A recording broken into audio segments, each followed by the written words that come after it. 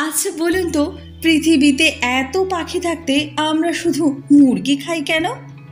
হ্যাঁ, এটা কিন্তু খুব একটা অপ্রাসঙ্গিক প্রশ্ন নয়। এহেন প্রশ্ন কিন্তু সকলের মনে যে আসেনি সেটা নয়। তো আসুন সেটা আমরা আজকে এই ভিডিওর মাধ্যমে জানার চেষ্টা করি।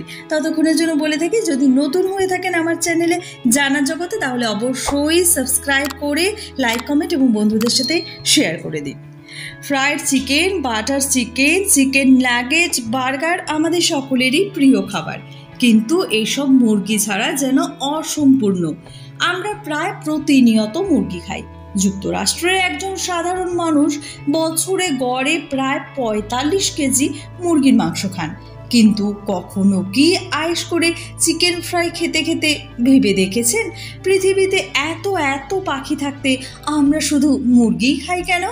আমরা কি রাজহাঁস বা গাংচিল খেতে পারতাম না? আসলে মুরগিদের কপালটাই খারাপ, তবে এর পেছনে বেশ কিছু কারণও আছে। প্রথমত, মুরগি উড়তে পারে না। বেশি মুরগি খাওয়ার পেছনে এটাই সবচেয়ে বড় কারণ। এদের ছেড়ে দিলেও অন্তত উড়ে পালিয়ে যেতে পারবে না। খামারে হাজার হাজার পাখি পালা মুরগির তুলনায় কঠিন। আবার মুরগি ধীর, শান্তশিষ্ট এবং একটু বোকা ধরনের প্রাণী, আর আমরা অত্যন্ত বুদ্ধিমান হলেও বেশ অলস।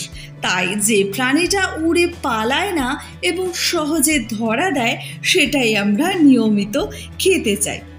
এখন প্রশ্ন হলো, এই মুরগি তাহলে এলো কোথা থেকে? মুরগি খাওয়ার গল্পটা অনেক পুরনো। পোষা মুরগিরা নাকি এসেছে বনের লাল বন মোরগ থেকে। দেখতেও প্রায় এক আর পোষো মানে, কিন্তু আধুনিক ডিএনএ বা জেনেটিক্স পরীক্ষা বলছে এটা ঠিক পুরোটা সত্যি নয়। আমরা এখন যে মুরগি খাই তা হাইব্রিড বা সংকর প্রাণী। হ্যাঁ, এরা লাল বন মোরগের বংশধর ঠিকই, কিন্তু এদের গায়ের যে হলদেটে চামড়া আছে, এটা তারা পেয়েছে অন্য একটি ধূসর বন মোরগের প্রজাতি থেকে। বিজ্ঞানীরা মনে করেন এই দুই প্রজাতিকে মিলিয়েই আজকের এই পোষা মুরগি হয়েছে। এদের পালন করা অনেক সহজ। তবে মজার ব্যাপার হলো, মুরগি কিন্তু খাওয়ার জন্য মোটেই ছিল না, ছিল লড়াইয়ের জন্য। হ্যাঁ, ঠিকই শুনেছেন। বিজ্ঞানীরা মনে করেন মানুষ প্রথম মুরগিকে পোষ মানিয়েছিল খাওয়ার জন্য নয়, বরং মোরগ লড়াইয়ের জন্য। শৈশবে স্কুলে বার্ষিক সাংস্কৃতিক প্রতিযোগিতায় যে মোরগ লড়াই মানুষের মধ্যে হয় তা কিন্তু নয়, সত্যি সত্যি দুটি মোরগ লড়াই করত। আজ থেকে প্রায় ৩৫০০ বছর আগে মানুষ এই লড়াকু পাখিদের নিয়ে বাজি ধরত, খেলা দেখত। এই মোরগ লড়াইয়ের কারণে মুরগি প্রাণীটা সারা পৃথিবীতে দ্রুত ছড়িয়ে পড়ে। খাওয়ার অভ্যাসটা এসেছে এর অনেক পরে। রোমান সাম্রাজ্যের সময় মুরগির মাংস আর ডিম বেশ জনপ্রিয় হতে শুরু করে। তবে ওই যে বললাম, মুরগির কপাল পুড়েছে দ্বিতীয় বিশ্বযুদ্ধের সময়। তখন যুদ্ধ আর খরচের কারণে বাজারে গরু ও খাসির মতো লাল মাংস পাওয়া খুব কঠিন হয়ে যায়। ঠিক তখনই মানুষ প্রোটিনের চাহিদা মেটাতে মুরগির দিকে ঝোঁকে, আর সেই যে শুরু হলো আর তা থামেনি। এবার মূল প্রসঙ্গে আসি। মুরগি অনেক বেশি খাওয়া হলেও পাখি নয় কেন? কবুতর বা রাজহাঁসকে মানুষ মুরগির মতো খেলো না কেন? মানুষ তো কবুতর ও রাজহাঁসও খায়। কবুতর তো হাজার হাজার বছর ধরেই মানুষ খাচ্ছে, কিন্তু মুরগির মতো এত জনপ্রিয় হলো না কেন?